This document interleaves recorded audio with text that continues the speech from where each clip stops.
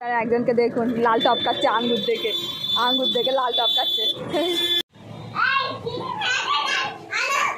তাড়াতাড়ি আনো খিদে।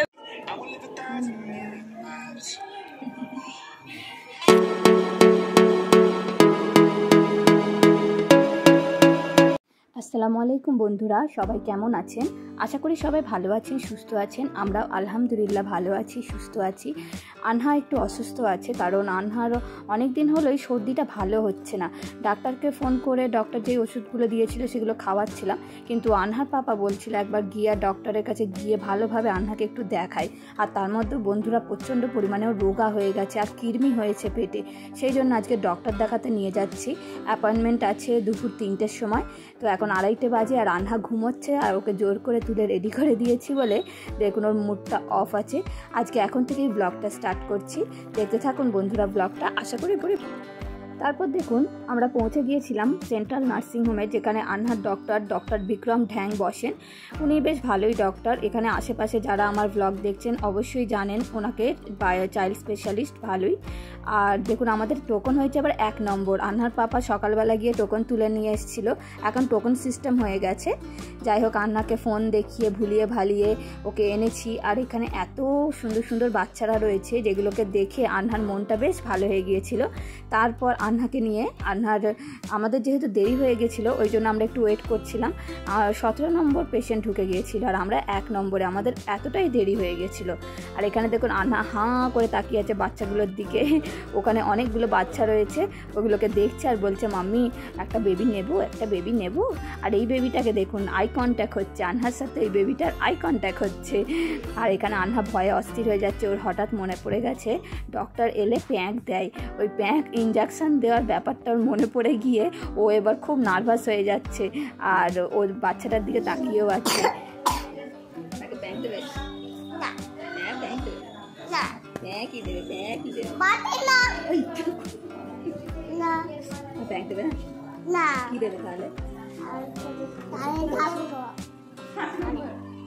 যাই হোক বন্ধুরা, আনহাকে ডক্টর দেখানো হয়ে গেছে। ডক্টর অনেক কিছুই ওষুধ লিখে দিয়েছে, ভিটামিন বলুন, খিদে বাড়ার ওষুধ বলুন, জ্বর সর্দি কাশি কৃমির ওষুধ সব কিছুই দিয়ে দিয়েছে লিখে।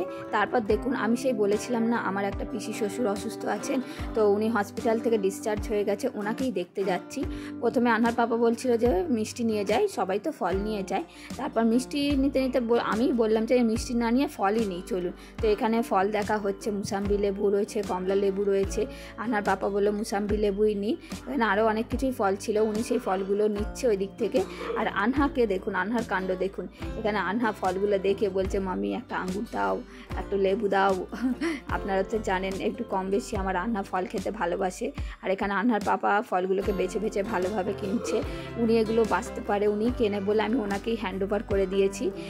বললাম যে তুমি দেখে দেখে নাও, কারণ আমি তো অত বাজার হাট করি না, আমি অত জানিও না।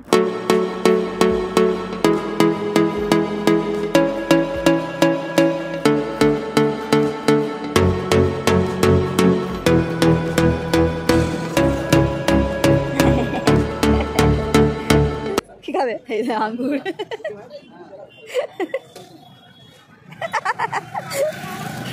একজনকে দেখুন লাল টপকাচ্ছে আঙ্গুর দেখে লাল টপকাচ্ছে।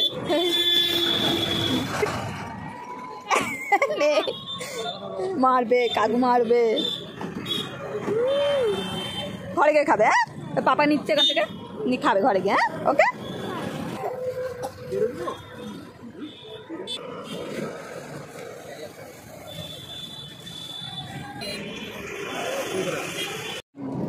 আঙ্গুর দিয়েছে কাকু, আঙ্গুর দিয়েছে ছ্যাঁচা।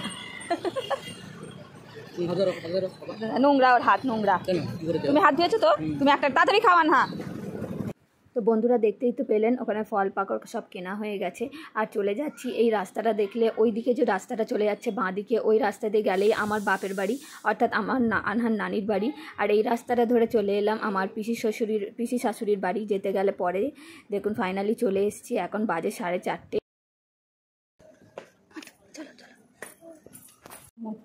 ডাকো দাদা ভাইদের ডাকো। এটা একটা দাদিমার বাড়ি এসেছি। ঘন্টি নেই তো, ফোন করো।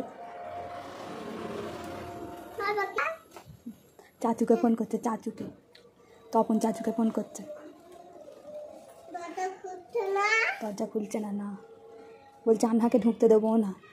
ওখান থেকে ডাকো, ফাইম দাদাকে ডাকো। বসো, বসবে না, ও বসবে না, এলেই ওরকম করে। চলো ওটো, একটা গাড়ি আছে, কার আছে, ফের কাঁদে। চল, আমরা একদম দুপুরের বলতে 4:30টার দিকে ঢুকেছিলাম বলে তখন একদম কেউ ছিল না। আস্তে আস্তে কত কুটুম আসতে শুরু করে দিল। তাই আনহার জুড়িদার কত বাচ্চারা এসে গেল দেখুন বন্ধুরা। তাই আনহার দেখে বেশ ওর ভালো লাগলো। নাহলে প্রথমে এত কাঁদছিল, এত ঘ্যান ঘ্যান করছিল। তারপরে এই বাচ্চাটাকে পেয়ে তো আনহা এত খুশি হয়ে গেছে। আর এই গাড়িটাও একদম মনের মতো গাড়ি পেয়ে গেছে, খেলবার জায়গাও পেয়ে গেছে।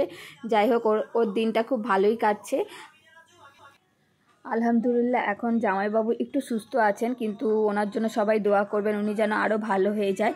আর আনহা তো দেখুন এখানে এফএফসি না ওএফসি কি একটা হয়েছে, উনি পিৎজা দেখতে পেয়ে বলে পিৎজা খাবো। তো যাই হোক, বাড়িতে কিছু খাবার নিয়ে যাওয়ার জন্য এখানে বসে আছি। এখানে একটু 5 মিনিট বসে থাকতে হয়, সঙ্গে সঙ্গে খাবার রেডি হয়ে যায় না, তো তাই জন্যই বসে আছি। তাড়াতাড়ি আনো, খিদে পেয়েছে। তোমার খুব খিদে পেয়েছে? তাড়াতাড়ি বলো তাহলে, তাড়াতাড়ি আনো।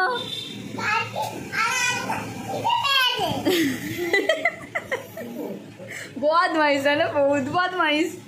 এতক্ষণ ওখানে ছিলাম পেরেশান করে, মাথা খারাপ করে দিচ্ছে। আজকেই ওর খিদেও পেয়েছে। আসলে বন্ধুরা, খাবার দাবার অনেক কিছুই দিয়েছিল, কিন্তু আনহা তো জানেন ওই সব খাবার কিছু ও খেতে চায় না, ও ফিডারটা খেতে পছন্দ করে। আর সন্ধেবেলা সেটা ওর খাওয়ানো হয়নি বলেই এত অস্থির হয়ে যাচ্ছে। না, এখানে খাবো না, আমরা ঘরে খাবো। না, এখানে খাবো না, না ঘরে গিয়ে খাবো। আনা তোমার নোখটা দেখাও, নোখটা দেখাও। আনা কি খেয়েছে আজকে? পোলিও, পুলিও খেয়েছে, ওকে পুলিও লোক। আজকে আনাকে পোলিও খাওয়ানো হয়েছে, তাই তো? তোমার হাতে নোকের ডিজাইনটা দেখাও, নোকে কি দিয়েছে দেখাও। এই দেখুন বন্ধুরা, আনাকে আজকে পোলিও খাওয়ানো হয়েছে। কি বলছো তুমি? দেখো বন্ধুরা, আনহা পোলিও খেয়েছে। পোলিও খেয়ে আমার মাথা খারাপ করে দিচ্ছে আরো।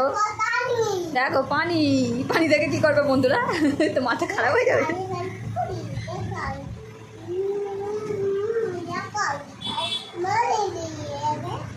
এখানে সব কিছুই বন্ধুরা কম বেশি পাওয়া যায়, একটু চার্টটা আপনাদের দেখিয়ে দিলাম। আর কেমন প্রাইস বন্ধুরা সেটাও একটু আপনাদের শেয়ার করে দিলাম, তো আপনারা একটু দেখে নিন।